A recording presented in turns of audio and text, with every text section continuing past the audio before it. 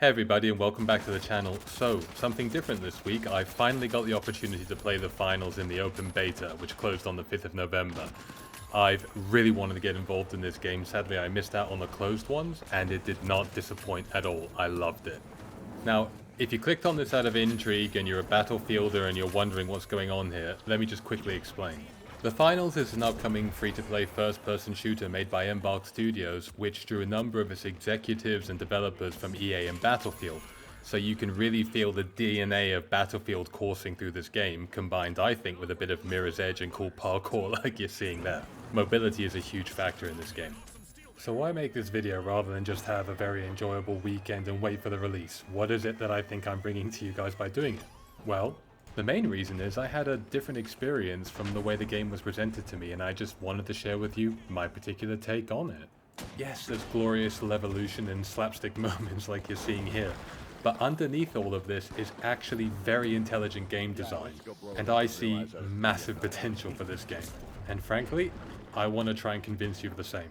Now, please nobody misunderstand. I'm not trying to get anyone to move away from Battlefield. I still absolutely love the franchise and 2042 warts and all. But if you love it too, I really think you need to check out this game. But if this video is going to make any sense at all, we got to actually go and explain the rules. So here we go. Okay, there are many game modes, and I'm sure there are going to be more, but I'm going to explain the vanilla one, which is called Cash Out. Basically, it's 3 versus 3 versus 3, and you have to recover and then successfully cash out an item called the Vault. The first person to collect 2 vaults is declared the winner. Here we go. So straight out the door, everybody can see the vault, the yellow diamond. There's only ever 1 vault in play at a time, and everybody has to go and try and seize it. When you reach the vault, you have to activate it like that, and that will start a countdown timer like you're seeing there. Everybody can see this, so they know it's game on. Think carefully before just running into the room.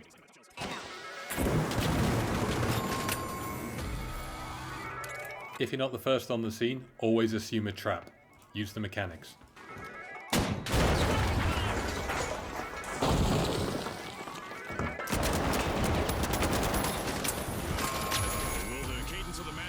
Collapsing the floor on the defenders is always a good play. Anyway, grab the vault and now you run it to one of 3 cash out points in the map. Now I'll say more on this later, but for the moment just know that when you plug in the cash in point, it starts another countdown which cannot be stopped. From here on out, the clock is going to run. Now before we focus on defending the cash out point, just know that there's a phase in between, obviously, when the teams are trying to run the vault to the cash out point. People are going to try and stop you very aggressively.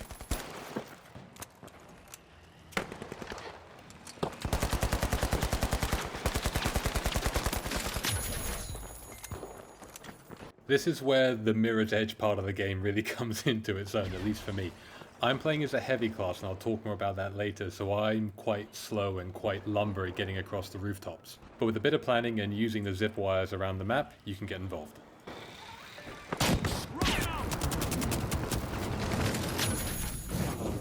So some of you might be thinking right now, why do I even care about the vault? Why not just let them take it to the cash out point and I'll just steal it off them later? Well, here's why. Each of the cash out points in each map have very distinct terrain around them, and depending how you prefer to play and defend, being able to pick and set the terms for the upcoming fight is hugely advantageous. So you can see here, we've gone for a high location, we're putting down our fortifications, closing all the gaps and getting ready for the coming fight. Everybody knows we're here. Remarkable comeback from the Boundless. Are almost off the scale. Just 1 contestant left standing. So a few things we learned there. 1, you resurrect your teammates by going up to a statue that they drop at the location where they die. 2, that blue beam you just saw is my team healing me. He's the medic. And 3, the more rockets I fire and the more destruction I cause, the more this arena's falling apart.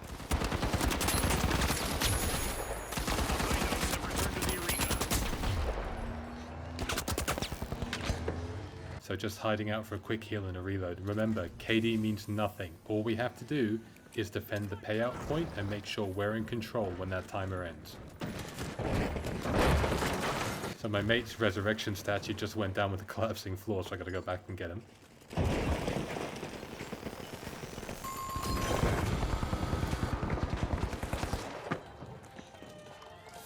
Right, you hear that alarm? That means someone's trying to steal. I think about blowing out the floor, but my teammate got him, so I hold back.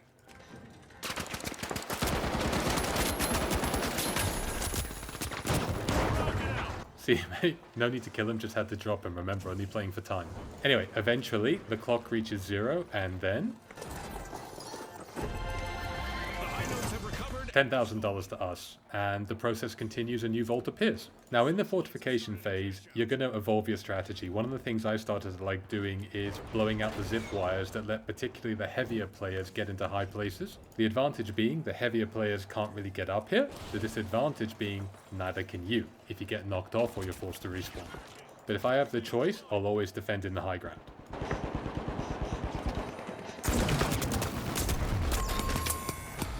It forces the little guys to come to me and I can mow them down. Now there are lots of tools around the map to help you with mobility so us big guys can get around, and also I wanted to show this one because in this particular case the floor that we're standing on, this grey floor, is actually indestructible. So that obviously affects the strategy for how we're going to defend this.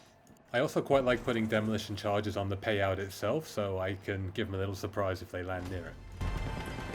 At the halfway point, our contestants are living up to Osbooz's slogan of hunt for perform. So hopefully that explains why you want to be the team that has the vault, because you get to choose the payout location and set the terms and the strategy for the upcoming fight. But what if you have to react to the other team? Well, that's where you have to get clever. Walking straight up to it is not a good idea. I'm way back on them.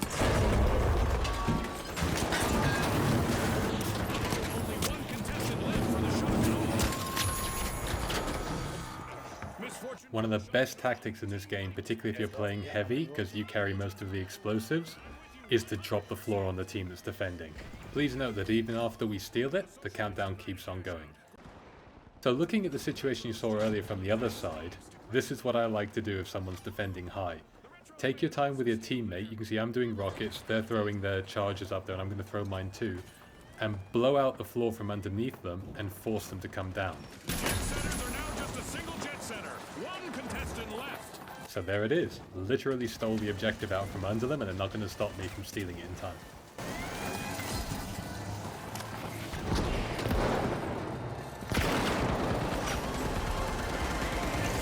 So just finally, sometimes by strategy, sometimes by necessity, you get the last second phase, one last chance.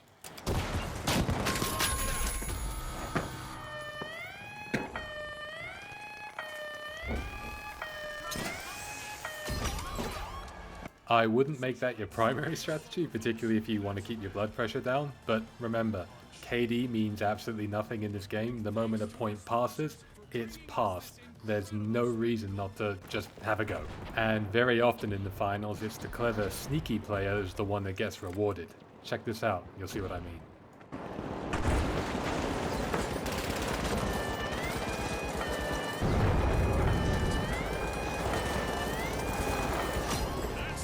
Seriously, it's very, very easy to miss the alarm going off in the middle of a fight. So now that hopefully I've explained it and you see a little bit about what's going on, the 3v3v3, the third team, introduces such a fun dynamic to this game. You never know who is going to end up actually walking away with the payout at the end of the clock.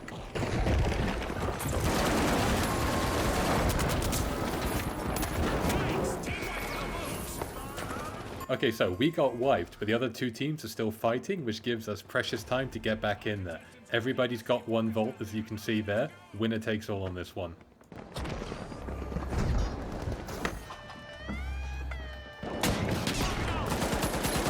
No kill, but I stopped the capture by dropping the payload down to the next level.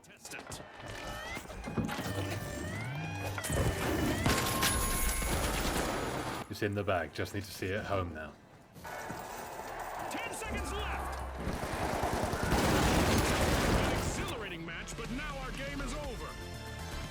So yeah, we only won that because the other two teams were so good against each other, we had a chance to get back in. You just never know what's going to happen. Check out a few more.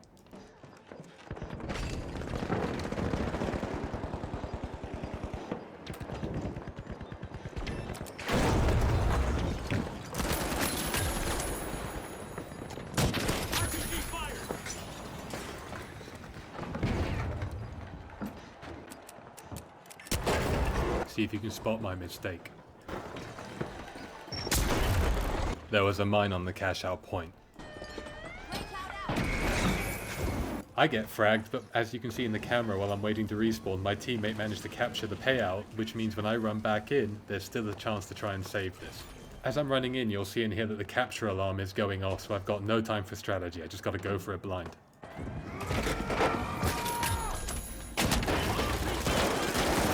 It's a good entrance.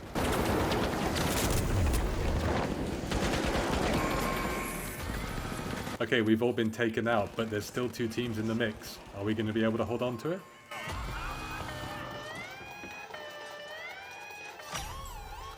Nope, we're defeated. Alright, let's do one more. Let's make a fun one. As you can see, this is a winner-takes-all situation. This is not the time to hold back. We got to go for it.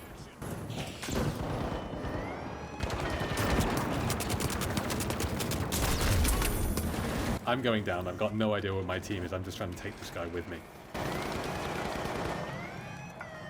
You can see my mate manages to capture it just as he gets wiped. We're off the board. Completely out of our hands. What's going to happen? An exhilarating match, but now our game is over. Once again, fortune smiled on us. The other 2 teams gave it to us. But again, that's what 3v3v3 brings, and I love it. Okay, so just quickly about the classes. You can pick heavy, medium, or light. I didn't play light once. I can't talk to it. I was heavy because that's what my team needed, and it's all about smashing stuff. One of the best moves that heavy has is called charge. You can basically run through anything in front of you for a few seconds, and hitting the other player does a knockback and damage. You can probably get the kill. So when I was chasing this guy, I went the wrong way, but never mind.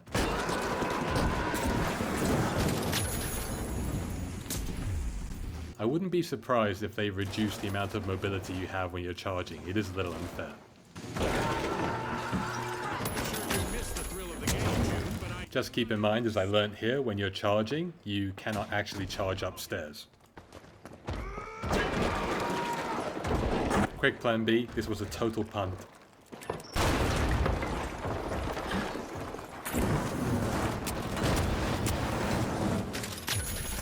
The charge is also very useful when you want to break into a room and initiate an assault.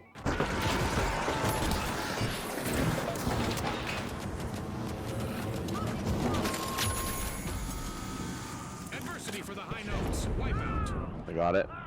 The other thing you can do is if you use charge in the air, you can do a power stomp to break through the floor below you, which is extremely good at ambushing people.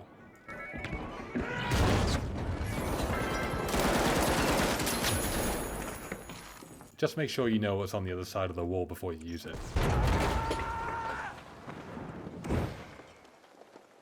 We cash out A. That happened more than twice, but you get the idea. Another bit of advice I'd give fellow heavy players, the light classes really like having a ninja build, using the melee weapons and getting in your face.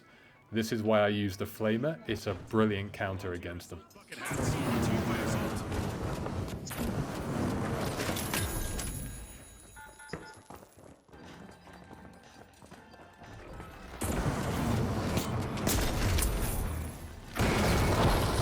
No idea what the hell happened there. A drawback of the flamer though is it's not very good against defensive equipment. It takes a long time to burn down.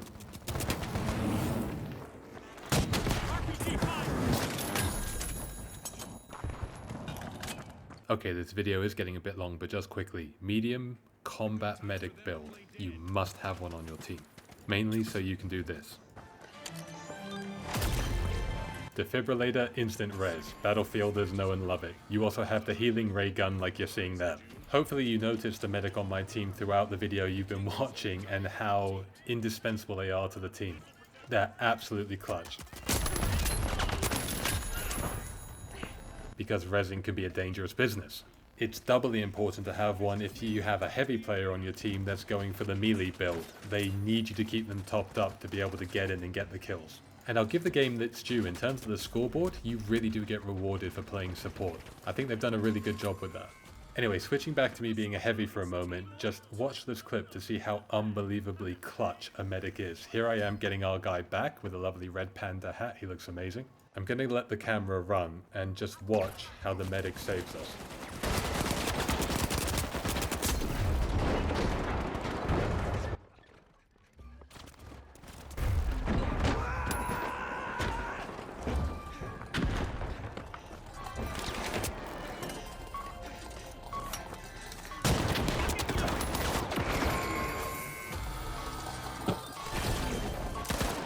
Instant reses and heals from the medic means I'm able to get straight up and grab the payout before the clock goes. It's all over and going into the books. I mean, that was just the clutch play from my medic. Well done, mate. So yeah, that brings us to the end. I have huge hope for this game, and I really hope Embark Studios has a successful launch.